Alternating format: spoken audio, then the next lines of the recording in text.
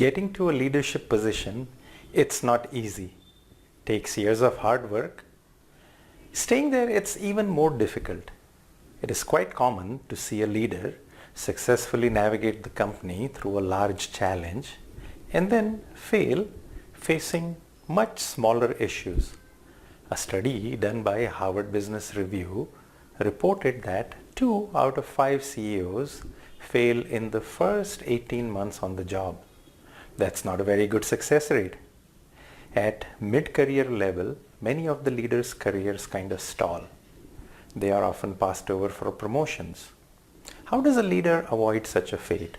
How does a leader keep growing as a leader and also moving up the career ladder? These are the questions that I am going to discuss in this short video. Let me start first with a real-life incident titled "The Wise General and the Advice to the Newly Appointed General." Dr. Marshall Goldsmith is considered world's #1 leadership thinker and executive coach. He narrates an incident with a newly promoted general in the United States Army. At a dinner and a cocktail party, the newly appointed general was enjoying all the attention. He was approached by a veteran and an experienced and a very wise general. The wise general asks the rookie general, "Can I ask you a couple of questions?" He replies, "Why not?" The wise general, "Have you noticed lately that people tend to laugh at all your jokes?"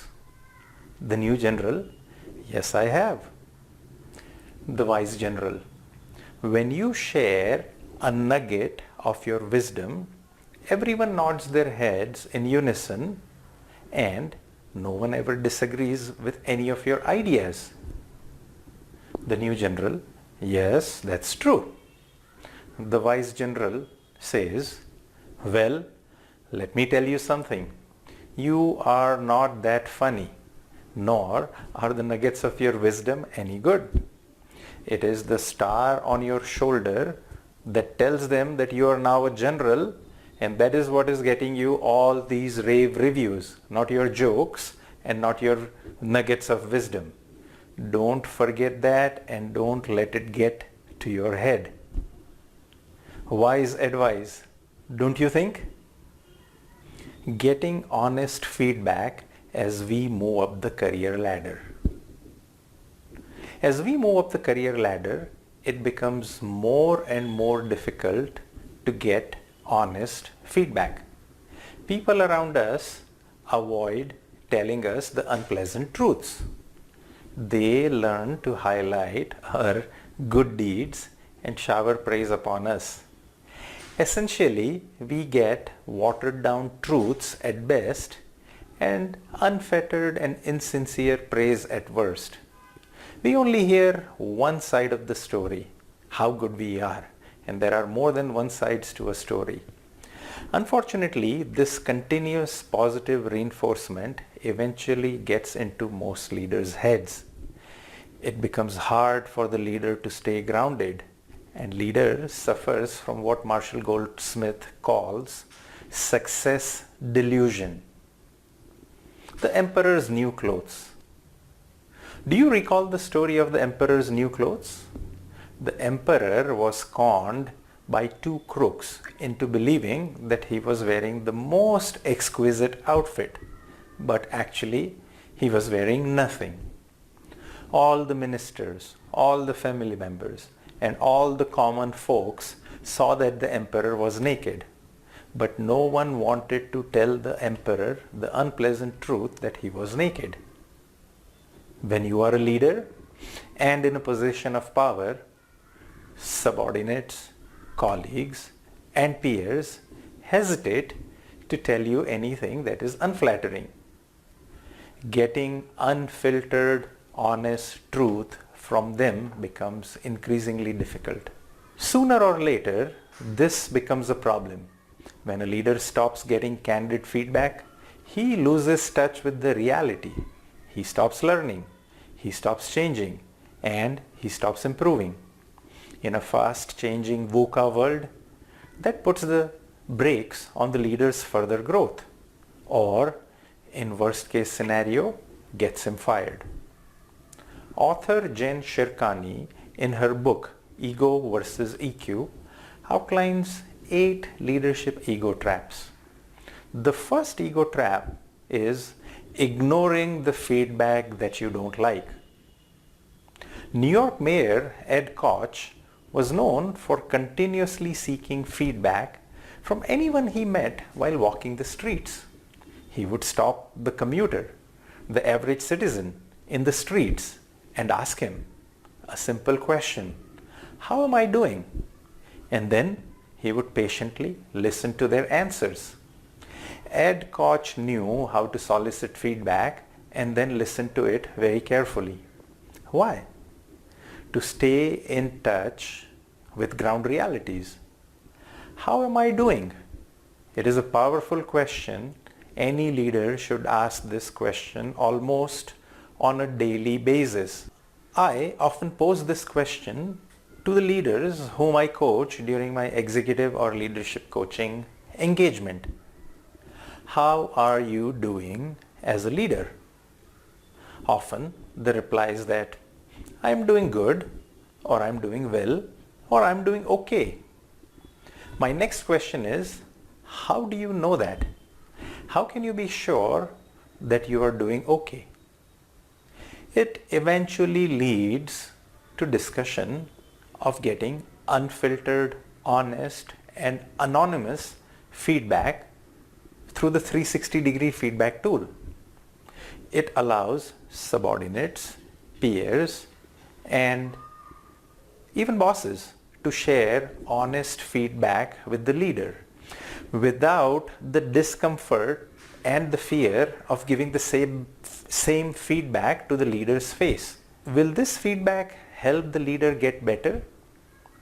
When I share the feedback from the 360-degree tool with the leader, there is one sure shot tell that determines whether the leader will get better or not. What is it? If the leader accepts the feedback, she is likely to become even a better leader. If the leader tends to ignore, discount, or even malign an unflattering feedback, the leader will have a difficult time getting better. Sooner or later, this will prevent the leader from progressing or moving up, and even may get her fired. Stalling or derailment of a leader's career. Jen Shirkani quotes a study done by PDI Ninth House. A study of 39,000 leaders found a significant correlation between the inability or unwillingness to see one's own faults and the derailment of a leader's career. How was derailing defined? Low performance, demotion, or even getting fired. Leaders who were out of touch with the way their direct managers perceived them and rated them in performance reviews were more likely to derail. How much more likely? 629% more likely. That is a significant drag and a detriment to any leader's career. If a leader is out of touch of how others perceive her, she is 6 times more likely to get derailed in her career. How does a leader avoid success delusions or ego traps that end up derailing her career? Well, be like the good kings in the old days. Let me explain. In the old days, good kings used to tour their kingdoms dressed as common folks and without the entourage. Why? So that they can see and hear firsthand what the common people were saying about the king, to get unfiltered and honest truth about the condition of the people and what they really thought about the king's performance.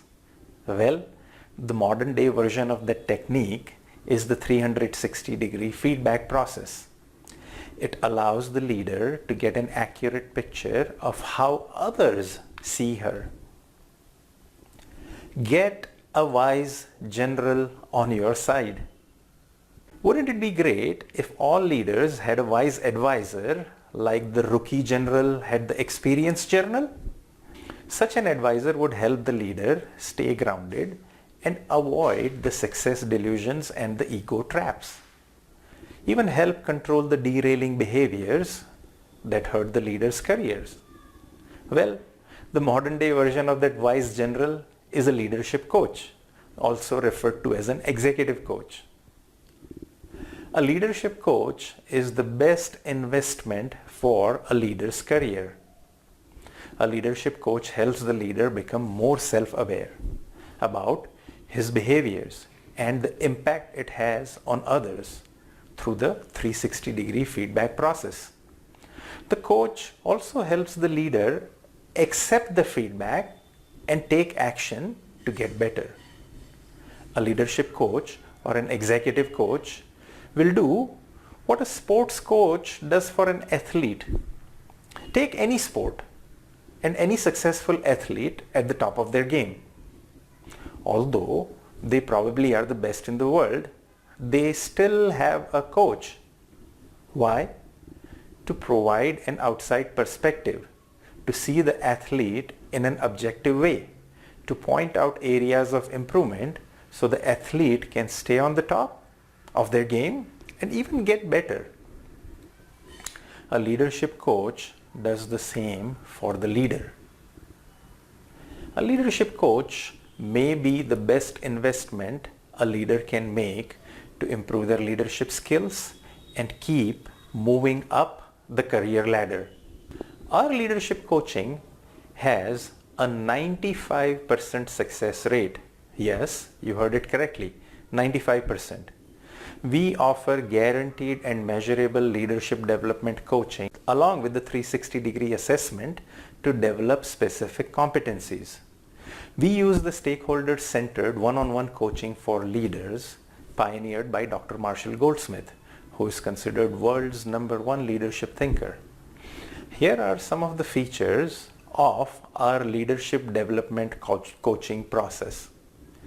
Guaranteed, measurable leadership growth as assessed not by us, not by the leader, but anonymously rated by the leader's own stakeholders.